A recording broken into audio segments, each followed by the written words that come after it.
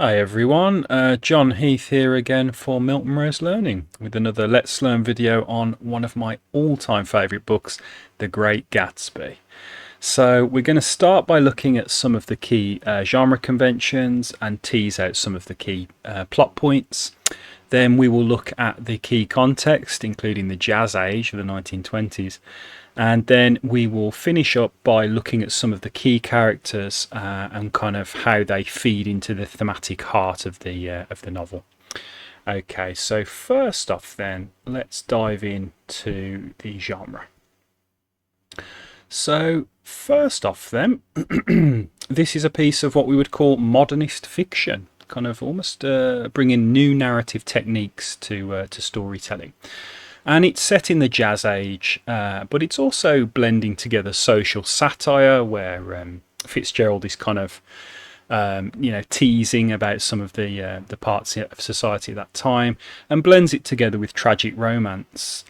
So he blends glamour and excess with real sharp critiques of the American dream, materialism, where everyone just wants money, money, money, and the social stratification in 1920s America about the class system and things like that. So it's got a real rich thematic kind of heart to this novel.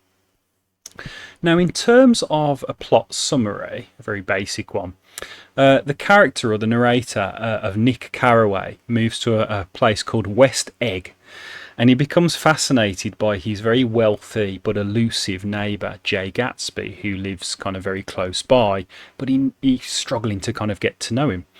Now, Gatsby is famous for hosting these beautiful kind of lavish parties, which you can see in the lovely image there on the right-hand side.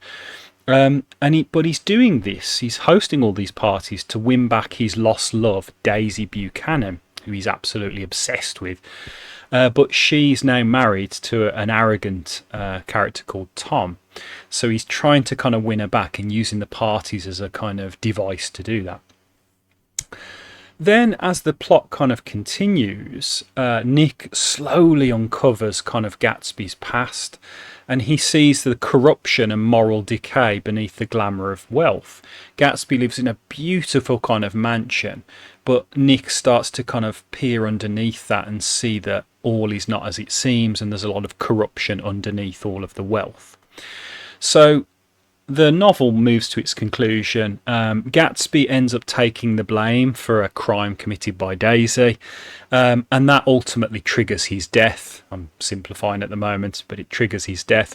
And then Nick Carraway eventually becomes totally disillusioned with the American dream through Gatsby's death. Nobody really gains, and nobody kind of really gains what they want, especially Gatsby, who spends the whole novel kind of longing after Daisy, but he's never able to really make it count and actually be with her, unfortunately. Okay, so in terms of the context, let's have a nice look at the context now. Now, first off then, if we look at what we may call the jazz age and the roaring 20s. So this novel is set in the 1920s in America, and it was a time of a massive economic boom. So people were making a lot of money on the stock market until the Wall Street crash. They were spending a lot of their money on wild parties, and social norms were starting to change as well following World War One. So we have, for instance, these kind of glamorous ladies who kind of came out called flappers, and that wouldn't have been allowed really before the war. But after the war, everyone started to loosen up, and the jazz age began, and it was fueled through this massive economic boom as well. Now, it kind of dovetails nicely with another piece of context called the American Dream, which you may have done in other books that you've studied potentially.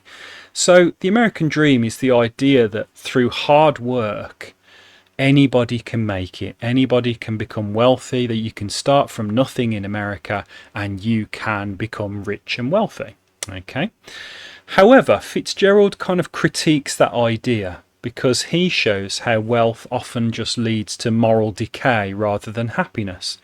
So you can have all the money in the world, like Gatsby. He's a multimillionaire, extremely wealthy character, but he's very, very unhappy, and he's got that money through illegal means, through illegal alcohol production.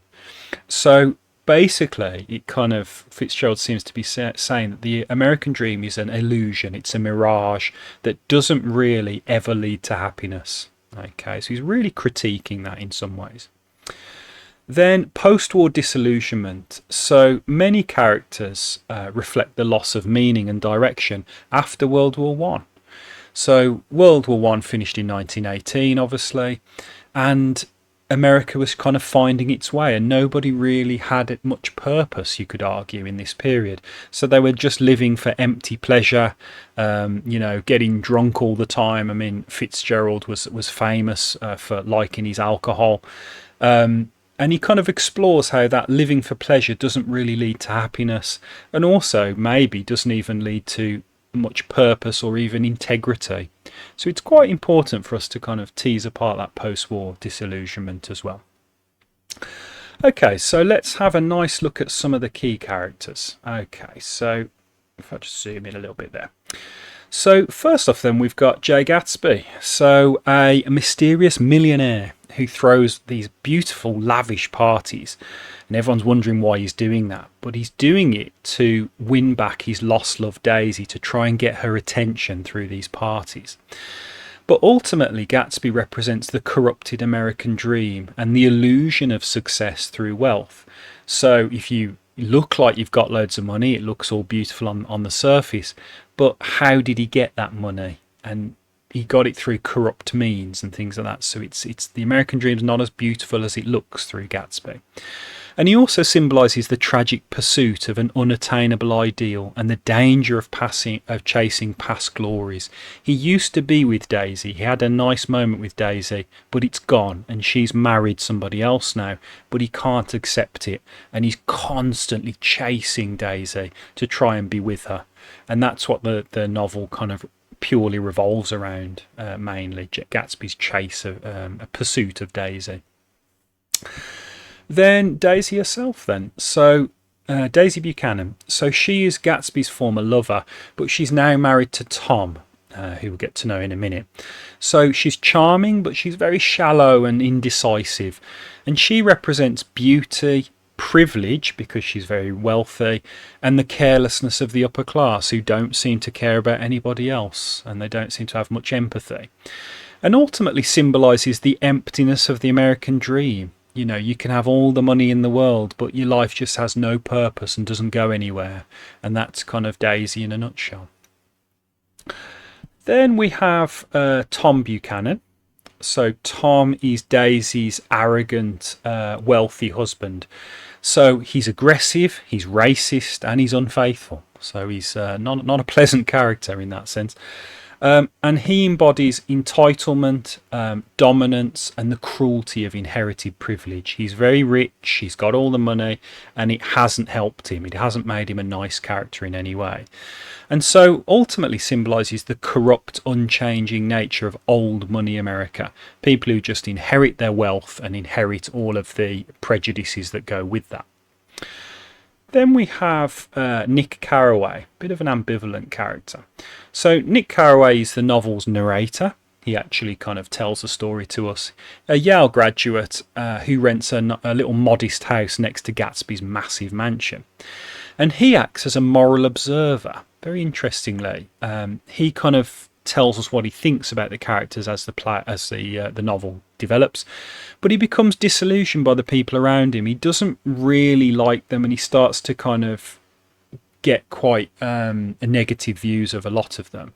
And he symbolises the conflict between honesty and complicity in a morally broken society. And ultimately, he walks away from a corrupt kind of New York. He doesn't really like it anymore after Gatsby's death. Then we have Jordan Baker.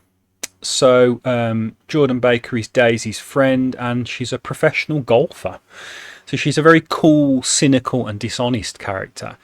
But in terms of context that we learnt at the start, she represents the new liberated woman of the 1920s. You know, she can make her own money through her golf, kind of being a golf professional.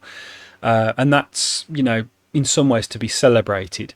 But she also represents that moral ambiguity, because she's a character you can't really pin down. So she symbolises the shifting gender roles and the blurred line between having freedom as a woman in the 1920s, but also being irresponsible and maybe even a little bit aimless and dishonest. So she's a bit of a kind of murky character in that sense. Then we have Myrtle Wilson, who is Georgie's wife. We'll get to know Georgie in a minute. And she's desperate to escape her life through an affair with Tom, because as we know, Tom has affairs left, right and centre.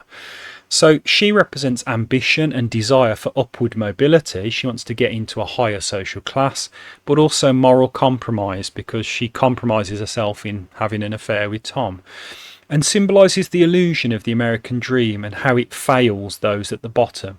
She's at the bottom of society. She wants to get her way up, but she can't do that without kind of compromising her morals, having an affair with Tom.